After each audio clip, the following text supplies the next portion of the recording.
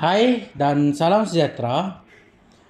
Kali ini saya akan memberitahu tentang apa saja komponen yang kami gunakan untuk menghasilkan projek kami, iaitu flake gas.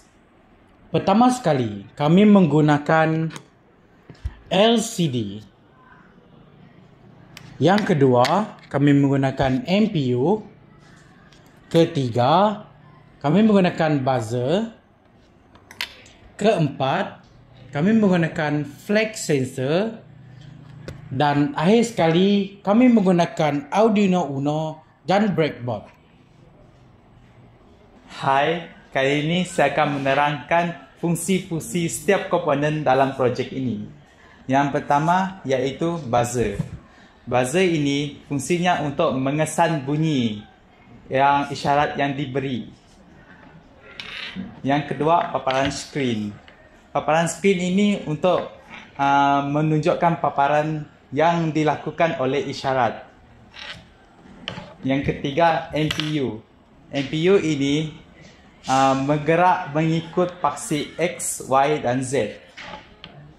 Yang keempat iaitu flake sensor. Flake sensor ini mengesan gerakan jari yang dilakukan oleh seorang individu. Yang terakhir iaitu Audio Uno yang mengawal segala komponen yang telah digunakan dalam projek ini. Projek FlexJazz ini dibangunkan untuk membantu komuniti OKU, terutamanya BISU, dalam berkomunikasi dengan lebih mudah. Kami mengenal pasti masalah utama iaitu kesukaran komunikasi antara pesakit bisu dan doktor semasa rawatan.